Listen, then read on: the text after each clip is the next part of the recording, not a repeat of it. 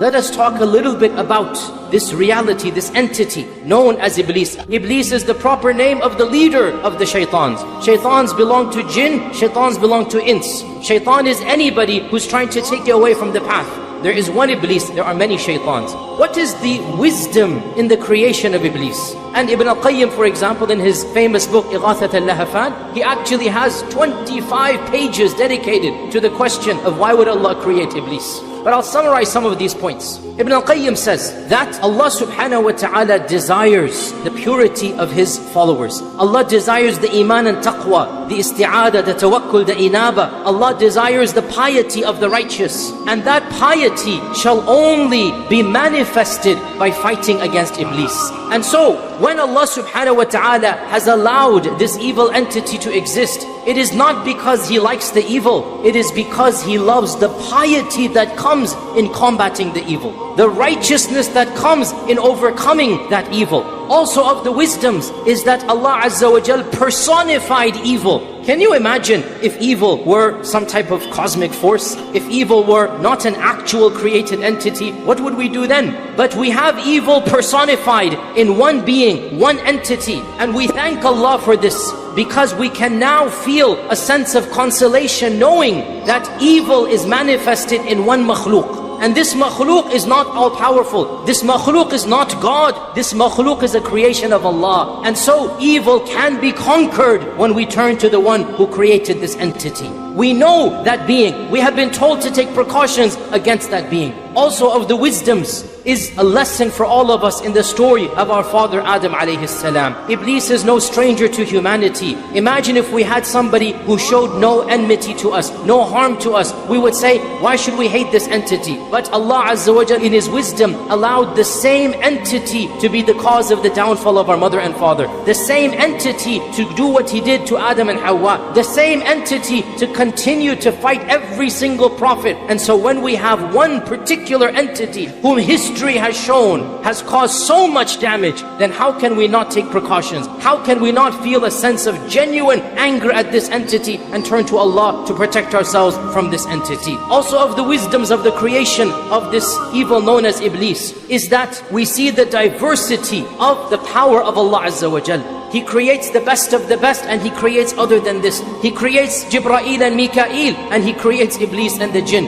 He creates the prophets, and He creates Fir'aun and Abu Lahab and all the rest of them. So Allah Azza wa Jal's qudra is manifested. Allah's power is manifested. And in this we are in awe at the magnificence of the Creator. Of the wisdoms of the creation of this entity is that we can truly appreciate good only by contrasting it with evil. We can appreciate beauty when we see what exactly is ugly. We can appreciate the brightness of the day only after the darkness of the night. So by having these contrasts and by knowing how evil an entity can be, because in the end of the day, the evil of Iblis is completely irrational. He gains nothing by misguiding us. He's going to Jahannam anyway. What an irrational evil is this? And we have done nothing to him such that he's an enemy to us. But when that evil is there, so then we are able to understand that there's a particular being, a makhluk of Allah, who harbors so much evil that we have to take our precautions. We have to be careful, and this helps us be more righteous. Of the wisdoms as well, and this is a very profound point, brothers and sisters, pay attention to this. Of the wisdoms is that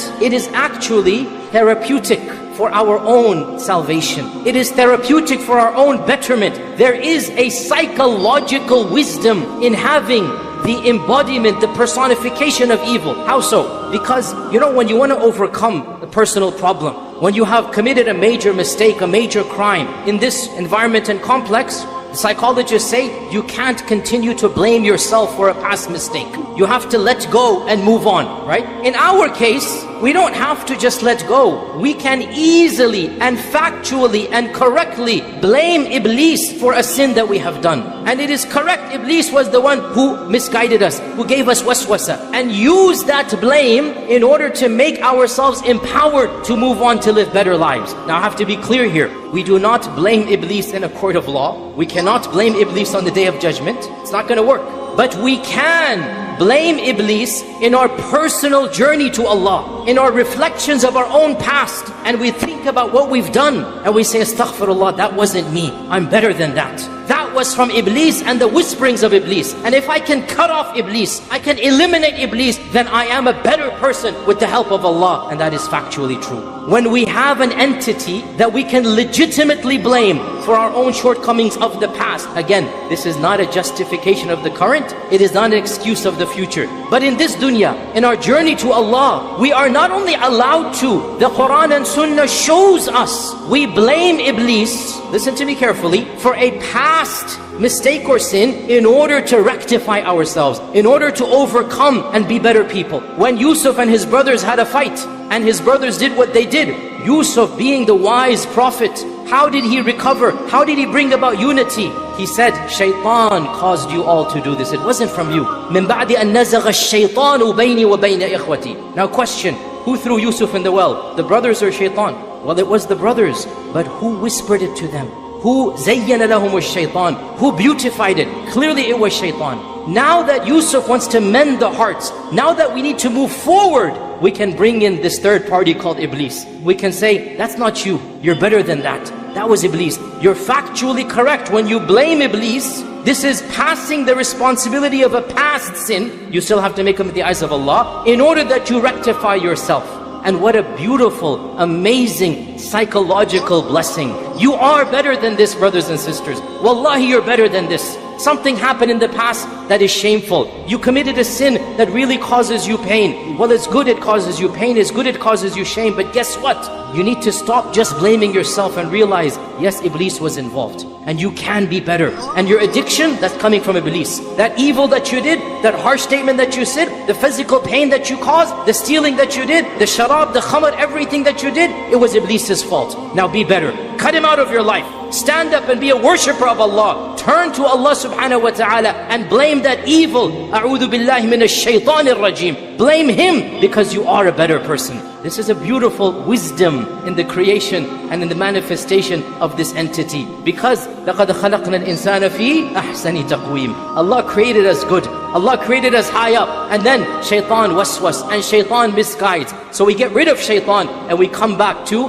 the ahsani taqweem. So my advice to myself and all of you, rise up to the potential that Allah wanted for you and Allah created you for. Cut off from shaitan. Turn to Allah. Give up the lifestyle that is an evil lifestyle. And inshaAllah ta'ala, in defeating shaitan and in overcoming shaitan, that is how we will return to the abode where we were before shaitan caused our mother and father to be expelled from it.